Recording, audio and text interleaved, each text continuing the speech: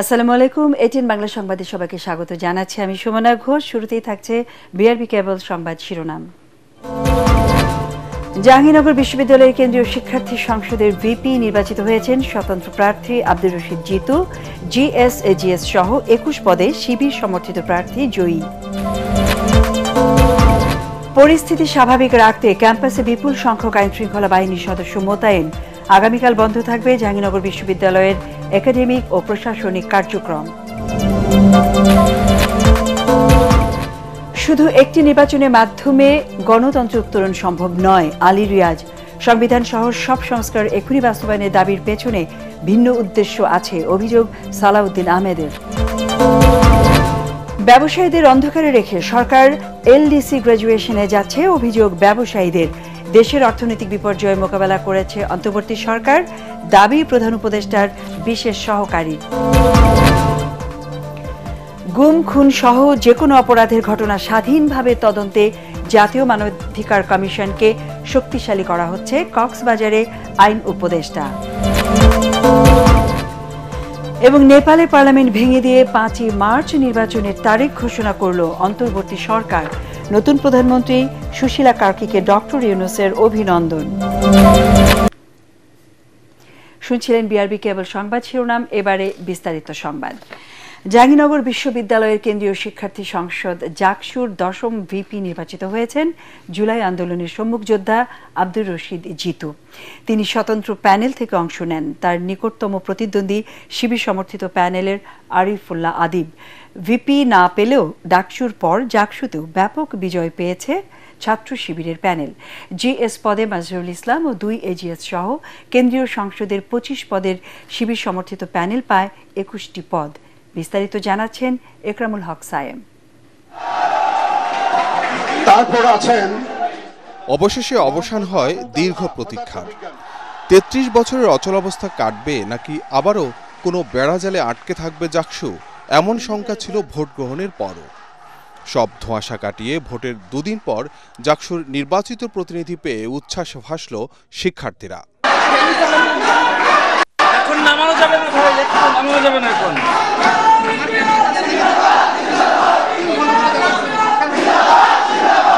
জাহাঙ্গীরনগর বিশ্ববিদ্যালয় কেন্দ্রীয় ছাত্র সংসদ জাকসুর ১০ম ভিপি নির্বাচিত হন জুলাই আন্দোলনের সম্মুখ যোদ্ধা আব্দুর রশিদ জিতু।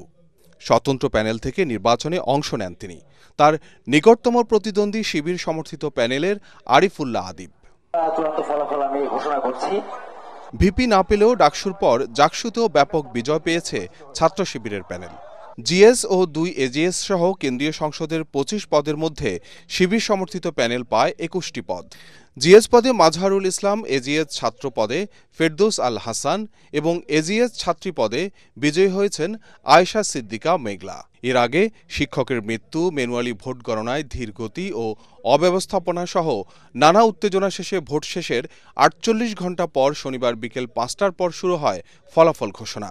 এ সময় স্লোগানে মুখর হয়ে ওঠে জাহাঙ্গীরনগর বিশ্ববিদ্যালয়ের সিনেট ভবন।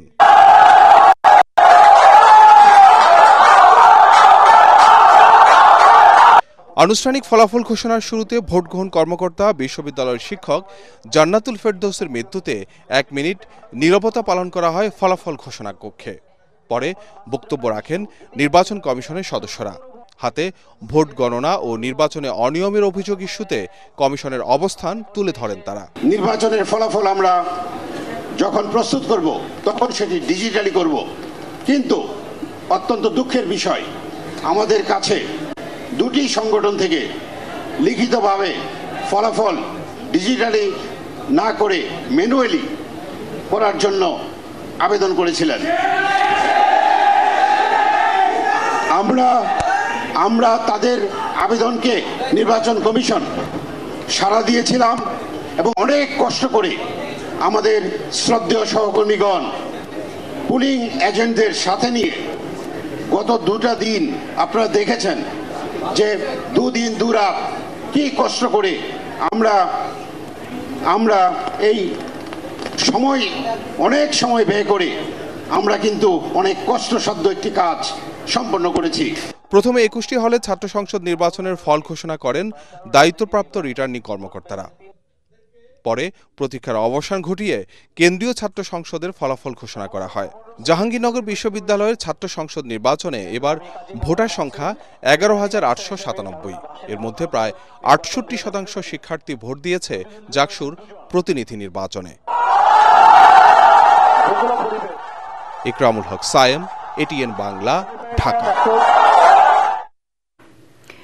এদিকে আগামীকাল বন্ধ থাকবে জাহাঙ্গীরনগর বিশ্ববিদ্যালয়ে। নির্বাচন পরবর্তী পরিস্থিতি নিয়ন্ত্রণ ও ক্যাম্পাসে আইন শৃঙ্খলা স্বাভাবিক রাখতে সব ধরনের একাডেমিক ও প্রশাসনিক কার্যক্রম বন্ধ রাখার সিদ্ধান্ত নিয়েছে কর্তৃপক্ষ।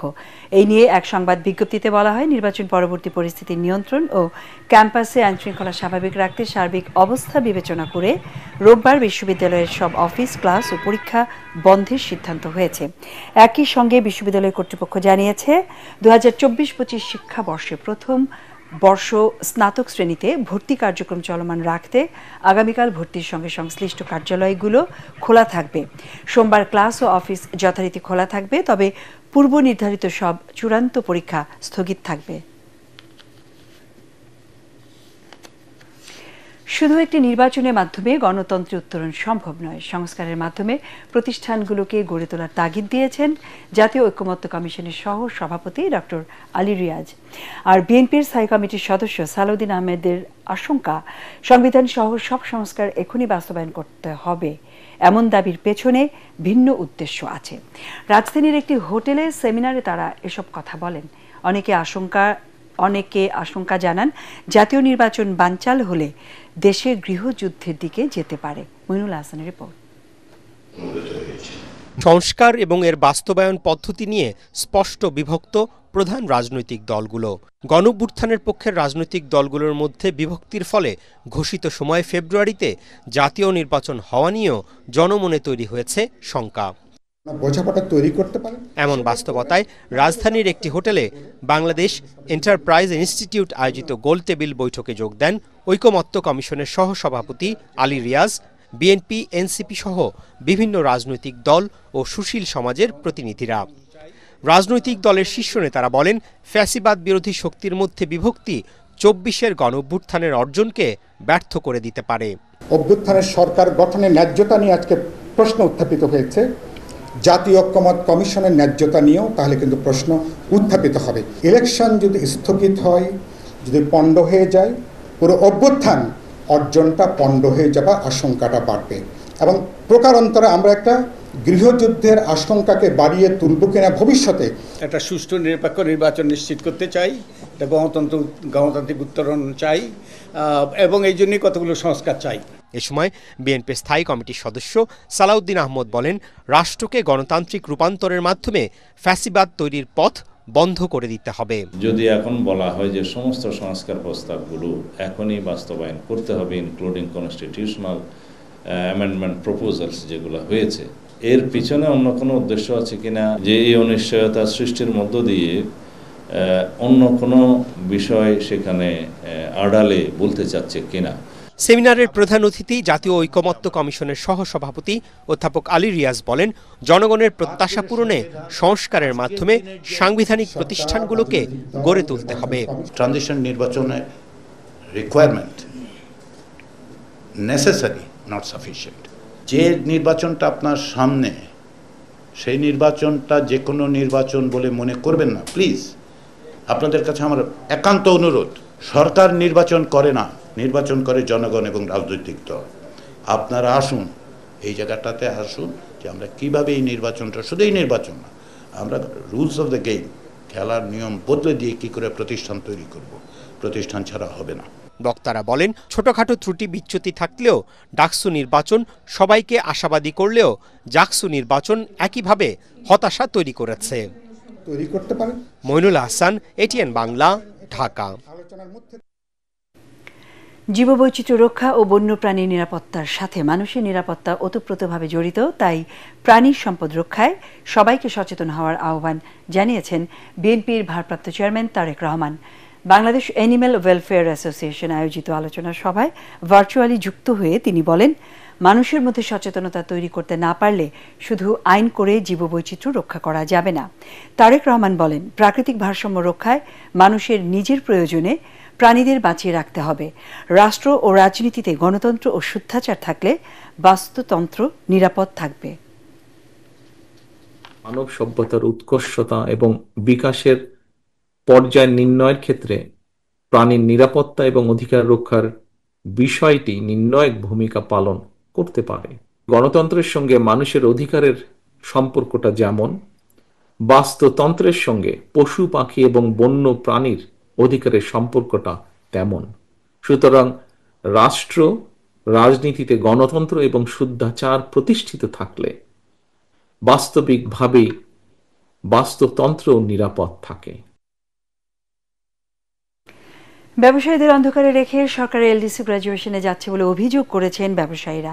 যদিও এলডিসি গ্র্যাজুয়েশন সরকারের হাতে নেই বলে জানান প্রধান উপদেষ্টার বিশেষ সহকারী ডক্টর আনিসুজ্জামান চৌধুরী। তিনি বলেন, দেশের অর্থনীতিকে বিপর্যয় থেকে রক্ষা করেছে অন্তর্বর্তী সরকার। এই অবস্থায় সরকারি বেসরকারি পর্যায়ে খোলামেলা আলোচনা পরামর্শ অর্থনীতিবিদদের। শরফুল আলমের রিপোর্ট। স্বল্পোন্নত দেশের তালিকা এলডিসি থেকে উত্তরণে জাতিসংঘের সব শর্ত পরপর 2 বার পূরণ করেছে বাংলাদেশ। নানা প্রক্রিয়া ও একাধিক মূল্যায়ন শেষে 2026 সালের নভেম্বরে এলডিসি থেকে বের হয়ে আসবে বাংলাদেশ, এমন সিদ্ধান্ত জাতিসংঘের। সেই হিসাবে হাতে সময় আছে আর মাত্র 15 মাস। এমন বাস্তবতায় ইআরএফ আয়োজিত সেমিনারে ব্যবসায়ীরা জানালেন, এত কম সময়ে পর্যাপ্ত প্রস্তুতি নেওয়া সম্ভব নয়। এলডিসি উত্তরণে সুনির্দিষ্ট পরিকল্পনা চান তারা। এলডিসি গ্র্যাজুয়েশনে যেতে হলে গেলে পরে কি সমস্যা আমরা ফেস করব, কিভাবে সেগুলিকে সমাধান করা যায়, এগুলি নিয়ে কিন্তু সরকার আমাদের সাথে এখনো পর্যন্ত আলোচনা করেননি বা বসেননি। অন্ধকারের মধ্যে থেকে আমরা কিন্তু শঙ্কিত যে আসলে কি হচ্ছে, কি হতে যাচ্ছে। পরবর্তী 3 বছর মিলে মোট 6 বছরের একটা ব্রেদিং পিরিয়ড আমরা চেয়েছি। এখন এরপরও যদি সরকার মনে করে এলডিসি গ্র্যাজুয়েশনে যেতেই হবে, তাতে অবশ্যই আমরা সরকারের সাথে থাকবো। এটা ইউনিট সরকারের সিদ্ধান্ত না। আমাদের দেশে ইকোনমি জিডিপি গ্রোথ ফল করছে লিটল বিট, কিন্তু ইকোনমি নেগেটিভে যায়নি। আমার ইনফ্লেশন নেমে আসছে, আমি তার মানে বেটার সিচুয়েশনে আছি। ট্রাম্পের সাথেও একটা ভালো একটা চুক্তি করে ফেললাম। দেশের অর্থনীতির বেশ কিছু সূচকে উন্নতি হওয়ায় এলডিসি উত্তরণ আর সরকারের হাতে নেই বলে মনে করছেন নীতি নির্ধারকরা। এলডিসি উত্তরণে বিকল্প না দেখলেও জ্বালানি সংকট, মূল্যস্ফীতি আর মার্কিন শুল্ক বিবেচনায় সরকার ও ব্যবসায়ীদের মধ্যে আলোচনা করে গ্র্যাজুয়েশন চূড়ান্তর সিদ্ধান্ত নেওয়ার পরামর্শ দিয়েছেন অর্থনীতিবিদরা। এই পুরো এক্সপোর্ট, ফার্মাসিউটিক্যাল এবং ইভেন যদি ফুড প্রোডাকশনের বিষয়টা দেখি, energy is a very important issue. Unfortunately বাংলাদেশকে 2015-16 পর থেকে again man made energy policy ফেইলিয়ারের জন্য আমরা কিন্তু এনার্জিতে একটা ক্রাইসিসের মধ্যে আছি। আইসিইউ থেকে হয়তো কেবিনে এসছি বা ওয়ার্ডে এসছি, হসপিটাল এখনো ছাড়তে পারিনি। এলডিসি গ্র্যাজুয়েশনের সময় বাড়ানোর পাশাপাশি পোশাক ও ওষুধ খাতে প্রবৃদ্ধি ধরে রাখতে ব্যবসায়ীদের আগে থেকে প্রস্তুতি নেওয়ার তাগিদ উঠে আসে আলোচনায়। শরফুল আলম, এটিএন বাংলা, ঢাকা। আমরা যাব। সশস্ত্র বাহিনী নিয়ে অনুসন্ধানের নামে কোনো ইউটিউবার মুখরোচক গল্প তৈরি করছে বলে মন্তব্য করেছেন প্রধান উপদেষ্টার প্রেস সচিব শফিকুল আলম। তিনি বলেন, ভিউ বাড়ানোর জন্য করা এসব সস্তা গল্প পৃথিবীর কোনো দেশেই গ্রহণযোগ্য নয়। ঢাকা রিপোর্টার্স ইউনিটিতে গণমাধ্যম সংস্কার কমিশনের সুপারিশ পর্যালোচনা ও করণীয় শীর্ষক গোল টেবিল বৈঠকে এসব কথা বলেন তিনি।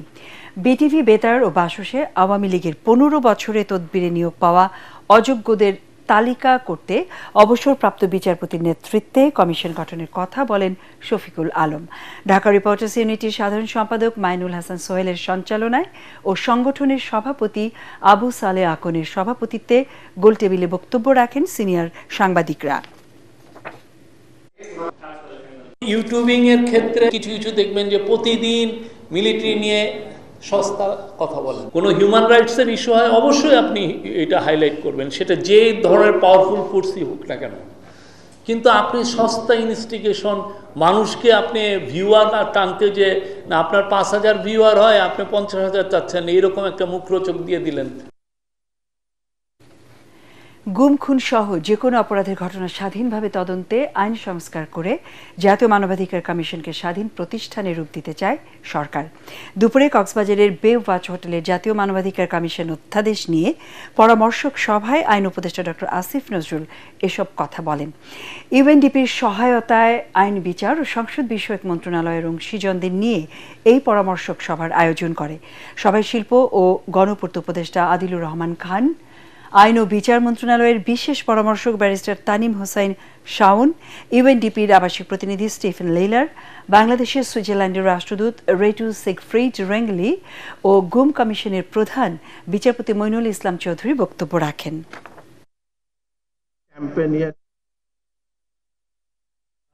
হিউম্যান রাইটস কমিশন এস্টাবলিশ করে দিয়ে যাব, আমরা একটা বেঞ্চমার্ক স্থাপন করে দিয়ে যেতে চাই। তারপরে পরে সরকার যদি না রাখে, অ্যাটলিস্ট আপনারা দায়ী করতে পারবেন যে এরকম একটা বেঞ্চমার্ক ছিল, এত ভালো একটা আইন ছিল, এটা ভালো একটা কমিশন কাজ করেছে, 2 মাস 3 মাস যাই হোক, ওই বেঞ্চমার্কটা আমরা অন্তত এস্টাবলিশ করে দিতে চাই। পলিটিক্যাল পার্টিগুলো যখন আইন করে নিজের সুযোগ সুবিধা একটু বিবেচনা রাখে, ক্ষমতা কতটুকু হাতে রাখা যায় সেটা চিন্তা করে। আমাদের চিন্তা হচ্ছে ক্ষমতা কতটুকু সরকারের কাছে না থেকে ইন্ডিপেন্ডেন্ট বডিগুলোর কাছে থাকে, সেটা চিন্তা। বর্তমান সরকারের মধ্যে ফ্যাসিস্ট শেখ হাসিনা সরকারের প্রতিচ্ছবি দেখা যাচ্ছে। দেশের বড় রাজনৈতিক দলকে বাদ দিয়ে নির্বাচন হলে তা দেশের মানুষ মেনে নেবে না বলে মন্তব্য করেছেন জাতীয় পার্টির চেয়ারম্যান GM কাদের। বিকেলে রাজধানী কাকরাইলে দলীয় কার্যালয়ে ঢাকা জেলার কর্মী সমাবেশে একথা বলেন তিনি। এ সময় দলটির মহাসচিব শামীম হায়দার পাটোয়ারি বলেন, দেশ ধ্বংসের পায়তারা চলছে। জাতীয় পার্টি দেশের জনগণকে সাথে নিয়ে নতুন বাংলাদেশ গড়ে তুলবে বলেও জানান তিনি। দেশবাসীর আশা আকাঙ্ক্ষার এই সরকার প্রতিফলন করতে পারেনি। ওনারা ফ্যাসিবাদের পুনর্স্থাপন করেছেন। কোনো নির্বাচন একতরফাভাবে করতে চাইলে এবং সেখানে যদি আপনারা সকলকে ইনক্লুসিভ না করেন, সেই নির্বাচন দেশবাসীর কাছে গ্রহণযোগ্য হবে না, বিদেশে গ্রহণযোগ্য হবে না, কোনোখানে গ্রহণযোগ্য হবে না। সড়ক দুর্ঘটনা নিয়ন্ত্রণে রাজনৈতিক দলগুলোর কর্মকৌশল নির্বাচনী ইশতেহারে অন্তর্ভুক্ত করার দাবি জানিয়েছেন যাত্রী কল্যাণ সমিতির নেতারা। তারা বলেন, যানজটের ভোগান্তি লাঘবে নির্বাচিত সরকার কি ধরনের কৌশল অবলম্বন করবে নির্বাচনী ইশতেহারে তারও একটি স্বচ্ছ ধারণা থাকতে হবে। ঢাকা রিপোর্টার্স ইউনিটি মিলনায়তনে আয়োজিত আলোচনা সভায় তারা এসব কথা বলেন। যাত্রী অধিকার প্রতিষ্ঠায় রাজনৈতিক অঙ্গীকার চাই বিষয়ে আলোচনা সভায় বলা হয়, গত 11 বছরে 62,619টি সড়ক দুর্ঘটনায় 86,690 জন নিহত এবং 1,53,257 জন আহত হয়েছেন। উন্নত গণপরিবহনের অভাবে দেশের 56% মানুষ বাধ্য হয়ে প্রাইভেট গাড়ি ব্যবহার করছে জানিয়ে বক্তারা বলেন, মোটরসাইকেল, ইজি বাইক, অটোরিকশার মতো ছোট ছোট যানবাহনের কারণে সড়ক দুর্ঘটনা বেড়ে গেছে। বিশ্বব্যাংকের হিসাবে অসহনীয় যানজটে প্রতিদিন কেবল শুধুমাত্র রাজধানীতে 32 লক্ষ কর্মঘণ্টা নষ্ট হয়, যার আর্থিক ক্ষতি 98,000 কোটি টাকা। এহেন পরিস্থিতিতে দেশের মানুষকে মুক্তি দিতে রাজনৈতিক দলসমূহে তাদের রাজনৈতিক অঙ্গীকার কি হবে, তাদের স্ব নির্বাচনী ইশতেহারে অন্তর্ভুক্ত করার জন্য আমরা দাবি তুলছি। নেপালে অন্তর্বর্তী সরকারের প্রধানমন্ত্রী হিসেবে শপথ নিলেন দেশটির সাবেক ও প্রথম নারী প্রধান বিচারপতি সুশীলা কার্কি। শপথের পর প্রথম বৈঠকে নেওয়া হয়েছে বেশ কিছু গুরুত্বপূর্ণ সিদ্ধান্ত। রাজনৈতিক অস্থিরতার মধ্যে পার্লামেন্ট ভেঙে দিয়ে আগামী বছর 5 মার্চ নির্বাচনের তারিখ ঘোষণা করেছে দেশটির নির্বাচন কমিশন। বিস্তারিত জানাচ্ছেন জাহিদুল আলম। নেপালের নতুন অন্তর্বর্তী সরকার হিসেবে শপথ নিলেন সুশীলা কার্কি। জেনজি আন্দোলনের জেরে প্রধানমন্ত্রীর পদত্যাগের পর দেশটির প্রথম নারী হিসেবে অন্তর্বর্তীকালীন প্রধানমন্ত্রীর দায়িত্বভার তুলে নিলেন সাবেক এই বিচারপতি। এ সময় প্রেসিডেন্টের বাসভবনের সামনে জড়ো হন শত শত মানুষ। কার্কি প্রধানমন্ত্রী নিযুক্ত হওয়ায় উচ্ছ্বাস প্রকাশ করেন তারা। শপথের পরেই কার্কির নেতৃত্বে অনুষ্ঠিত হয় প্রথম জরুরি বৈঠক। এতে জানানো হয় ভেঙে দেয়া হয়েছে বর্তমান সংসদ। এছাড়া প্রয়োজন অনুযায়ী ধাপে ধাপে মন্ত্রী যুক্ত হবেন অন্তর্বর্তীকালীন সরকারে। পাশাপাশি সাম্প্রতিক দমন-পীড়ন ও আন্দোলনের ঘটনাগুলো তদন্ত ও দুর্নীতির বিরুদ্ধে কড়া পদক্ষেপ নেয়ারও আশ্বাস দেয়া হয়। বৈঠকে 2026 সালের 5 মার্চ ভোট আয়োজনের সিদ্ধান্ত অনুমোদন করেন রাষ্ট্রপতি। তবে অন্তর্বর্তী প্রধানমন্ত্রী কার্কির নেতৃত্বে এই নির্বাচন সফলভাবে সম্পন্ন হবে কিনা সেদিকে এখন নজর রাখছে প্রতিবেশী দেশগুলো সহ গোটা বিশ্ব। জাহিদুল আলম, এটিএন বাংলা। নেপালের অন্তর্বর্তী সরকারের প্রধানমন্ত্রী সুশীলা কার্কিকে আন্তরিক শুভেচ্ছা ও অভিনন্দন জানিয়েছেন প্রধান উপদেষ্টা ড মোহাম্মদ ইউনূস। এক অভিনন্দন বার্তায় তিনি বলেন, নেপালের জনগণ যে আস্থা ও বিশ্বাস সুশীলা কার্কির উপর রেখেছেন তা দেশের উন্নয়ন, শান্তি ও স্থিতিশীলতার সাথে অগ্রগতিতে সহায়ক হবে। অধ্যাপক ইউনূস তার বার্তায় আশা প্রকাশ করেন তার নেতৃত্বে নেপালের জনগণ শান্তি, উন্নয়ন ও সমৃদ্ধির পথে এগিয়ে যাবে। দুই প্রতিবেশী দেশের মধ্যে গভীর বন্ধুত্ব, সহযোগিতা ও পারস্পরিক শ্রদ্ধার সম্পর্ক আরও জোরদার করার প্রত্যাশা জানান তিনি। এছাড়া নেপালের সাম্প্রতিক রাজনৈতিক অস্থিরতায়, প্রাণহানির ঘটনায় গভীর শোক প্রকাশ করেন প্রধান উপদেষ্টা। একই সাথে নেপালের জনগণের শান্তি, সমৃদ্ধি ও প্রধানমন্ত্রীর ব্যক্তিগত সাফল্য কামনা করেন ড ইউনূস। জন আকাঙ্ক্ষা পূরণে সিভিল সার্ভিসে বৈষম্য দূর করতে হবে বলে মন্তব্য করেছেন বিএনপি চেয়ারপারসনের উপদেষ্টা মোয়াজ্জেম হোসেন আলাল। সিভিল সার্ভিসের ৪৫তম প্রতিষ্ঠা বার্ষিকীতে আন্তঃক্যাডার বৈষম্য নিরসন পরিষদের সভায় তিনি একথা বলেন। বিএনপি সরকার গঠন করলে প্রশাসনিক সংস্কারকে প্রাধান্য দেবে উল্লেখ করে বিএনপি চেয়ারপারসনের এই উপদেষ্টা বলেন, ভোটদানই পারে সত্যিকারের পরিবর্তনের সুযোগ তৈরি করতে। এ সময় গণ অধিকার পরিষদের সাধারণ সম্পাদক রাশেদ খান বলেন, সব পক্ষের আলোচনার মাধ্যমে ক্যাডারদের বৈষম্য নিরসন সম্ভব। সংবিধান সংস্কার কমিশনের সদস্য ফিরোজ আহমেদ বলেন, বাংলাদেশে দুর্নীতি ও অস্বচ্ছ শাসন ব্যবস্থা পরিবর্তন না হলে আরেকটা গণ অভ্যুত্থান হতে পারে। বান্দরবানের প্রান্তিক পাহাড়ি জনগোষ্ঠীর মধ্যে জ্ঞানের আলো ছড়াচ্ছে চিন্তন গণগ্রন্থাগার। পিছিয়ে পড়া খ্যাং সম্প্রদায়ের জন্য গড়ে তোলা হলেও এখানে এসে বই পড়ে উপকৃত হচ্ছে আশপাশের পাহাড়ের বাসিন্দারাও। গ্রন্থাগারটিতে সরকারি পৃষ্ঠপোষকতা ও সহযোগিতার আহ্বান জানালেন উদ্যোক্তা চট্টগ্রাম বিশ্ববিদ্যালয় পড়ুয়া মেথু ইচিং খেয়াং। বান্দরবান প্রতিনিধি মিনারুল হকের পাঠানো রিপোর্ট জানাচ্ছেন ফারহিন ইসলাম টুম্পা। পার্বত্য অঞ্চলের বান্দরবান ও রাঙ্গামাটির কিছু অংশে বসবাসকারী খেয়াং জনগোষ্ঠী পাহাড়ের অন্য নৃগোষ্ঠীর তুলনায় শিক্ষায় অনেকটাই পিছিয়ে। মাত্র ৪,৮২৬ জনের এই নৃগোষ্ঠীর পিছিয়ে পড়া ঠেকাতে মেথুইচিং খেয়াং নিজ উদ্যোগে কয়েকশো বই সংগ্রহ করে চালু করেন চিন্তন গণগ্রন্থাগার। ওদের হচ্ছে এক্সট্রা কোনো কিছু করার সুযোগ থাকে না, এই জন্য শুধু মোবাইল ভিডিও গেম খেলেই সময় কাটায়। এই জন্য আমি চিন্তা করছিলাম ওদেরকে জ্ঞান চর্চা করালে হচ্ছে এদের জীবনটা পরিবর্তন হবে, ওদের চিন্তা ভাবনা পরিবর্তন হবে, ওরা নিজের ভবিষ্যৎটা চিন্তা করবে, একটা ভালো কিছু জায়গায় যাওয়ার চিন্তা করবে। এই গ্রন্থাগারে এসে পড়াশোনা করছে খেয়াং সম্প্রদায় সহ আশপাশের বেশ কয়েকটি পাড়ার ছেলেমেয়েরা। গল্প, উপন্যাস, কবিতা, বিজ্ঞান, প্রযুক্তি সহ নানা ধরনের বইয়ে সাজানো গ্রন্থাগারটিতে শিক্ষার্থী ছাড়াও বই পড়তে আসেন তরুণ তরুণী আর প্রবীণরা।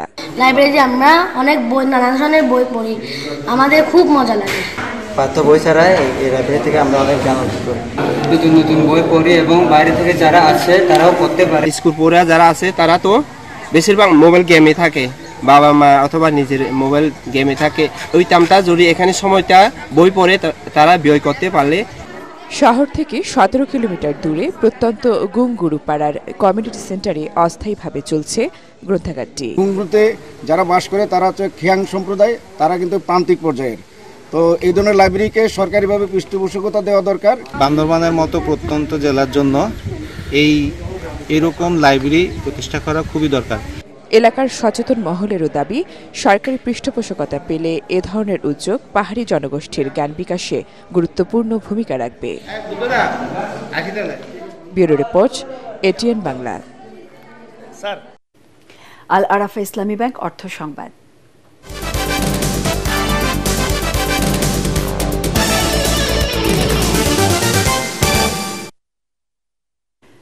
সাউথ এশিয়ান সোশ্যাল কালচারাল ফোরামের একযুগ পূর্তি উপলক্ষে অনুষ্ঠিত হয়ে গেল আলোচনা সভা সাউথ এশিয়ান এক্সেলেন্স অ্যাওয়ার্ড 2025 ও সাংস্কৃতিক অনুষ্ঠান।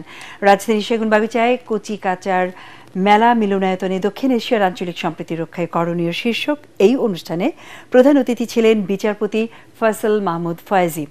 বিশেষ অতিথি হিসেবে উপস্থিত ছিলেন এবাইস বিশ্ববিদ্যালয়ের উপাচার্য ও ট্রেজারার অধ্যাপক মোহাম্মদ আহসানুল্লাহ, সাবেক সচিব ডক্টর মোহাম্মদ জাকারিয়া, সাবেক অতিরিক্ত সচিব পীরজাদা শহীদুল হারুন, এটিএন বাংলার অনুষ্ঠান ও সম্প্রচার উপদেষ্টা তাশিক আহমেদ, সিজিইডির নির্বাহী পরিচালক ডক্টর আব্দুল ওয়াহাব সহ বাংলাদেশ, ভারত ও নেপালের বিশিষ্ট ব্যক্তিবর্গ। অনুষ্ঠানটির সভাপতিত্ব করেন বাংলাদেশ সুপ্রিম কোর্টের আইনজীবী শেখ মোহাম্মদ আমির হামজা। এবারে খেলার খবর, শুরুতেই এশিয়া কাপ।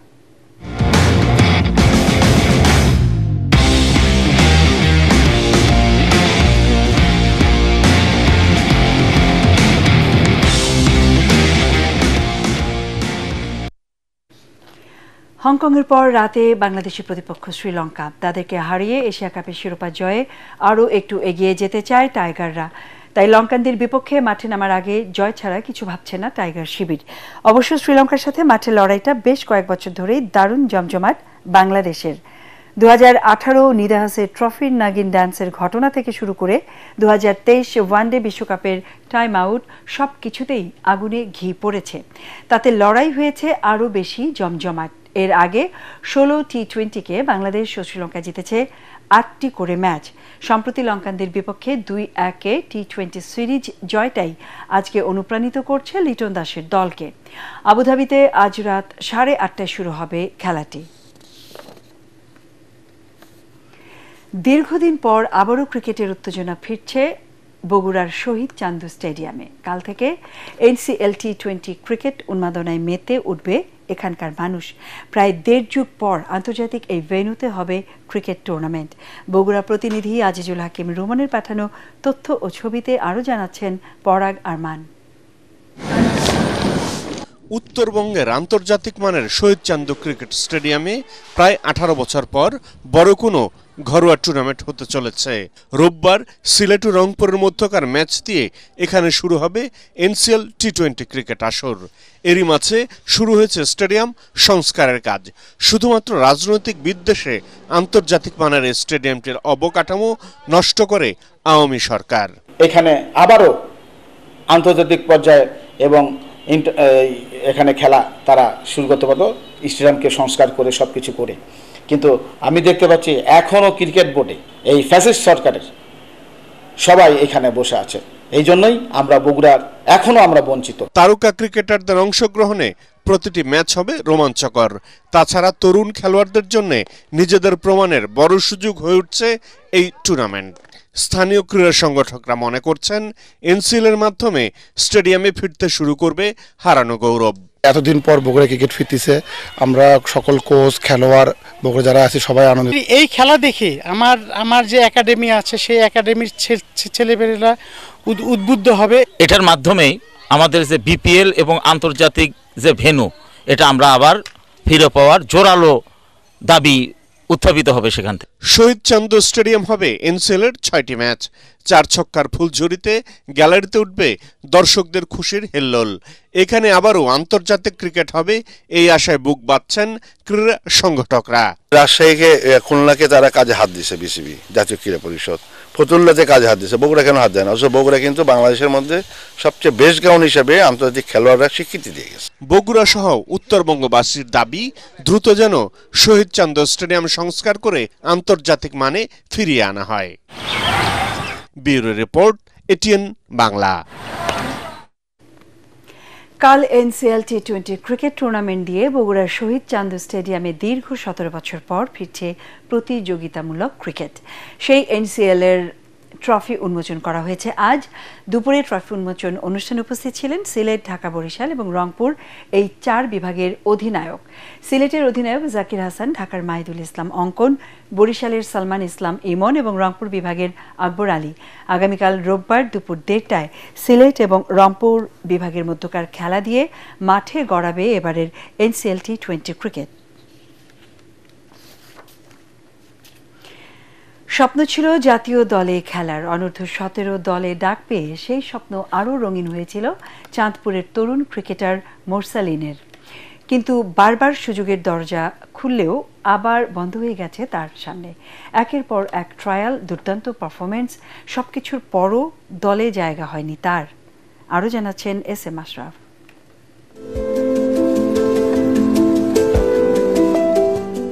শামীম পাটোয়ারি, মাহমুদুল হাসান জয়দের সাথে একই সাথে বেড়ে উঠেছেন। মোরসালিনও তাই একটা সময় স্বপ্ন দেখতেন দেশের জার্সি গায়ে জড়াবার। কিন্তু সেই স্বপ্ন যতটা বড়, বাস্তব ততটাই নির্মম। একের পর এক ট্রায়ালের ডাক পান মোরসালিন। একবার নয়, দুবার নয়, 20টা দলে ট্রায়াল দিলেন। সবাই ডাকে, কিন্তু দলে নেয় না। আমাকে কি করছে, ট্রায়ালে পাঠাইছে। যেমন ধরেন ঢাকা লিগের টিমগুলো যে আগে হয়ে যেত আমি সেটা জানতাম না। আমাকে কি করতো, খেলা 2 দিন পরে আজকে টিমের ট্রায়ালে পাঠাইছে, কিন্তু আমাকে নিত না, কারণ টিম আগে থেকে হয়ে গেছে। তো এইভাবে অলমোস্ট আমি 20টা টিমে গিয়েছি। তো এমনও হয়েছে যে সকালে এক টিমে গেছি ট্রায়াল দিয়ে বিকালে আরেক টিমে ট্রায়াল দিছি, পরের দিন সকালে আরেক টিমে ট্রায়াল দিছি। রাজশাহীতে বাংলা ট্রাকর হয়ে 142 রানের দুর্দান্ত এক ইনিংস খেলার পর তাকে স্বপ্ন দেখান তখনকার বোর্ড পরিচালক খালেদ মাহমুদ সুজনও।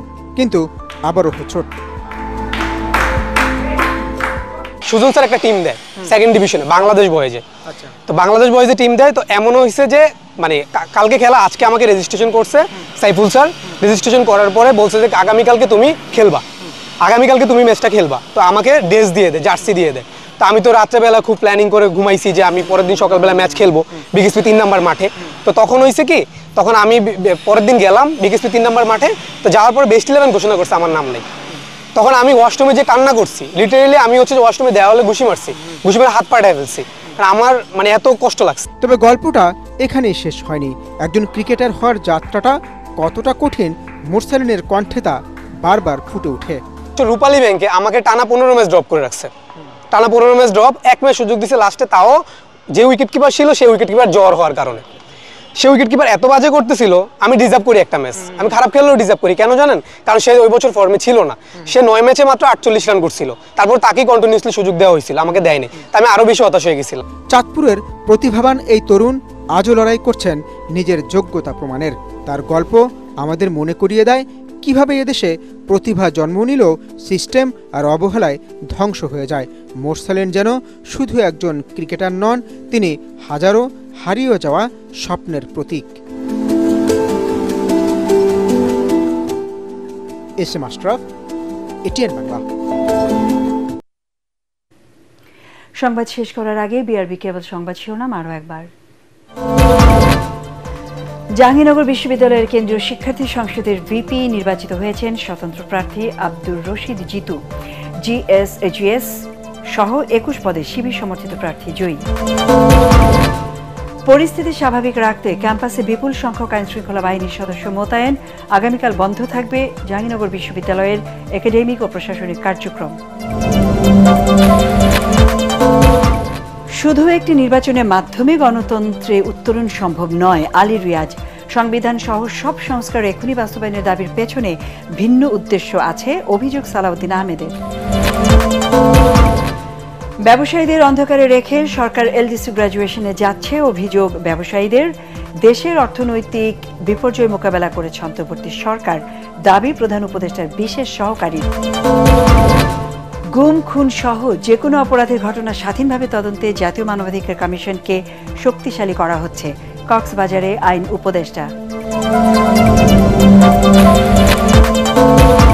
এবং নেপালে পার্লামেন্ট ভেঙে দিয়ে 5ই মার্চ নির্বাচনের তারিখ ঘোষণা করল অন্তর্বর্তী সরকার। নতুন প্রধানমন্ত্রী সুশীলা কার্কিকে ডক্টর ইউনূসের অভিনন্দন।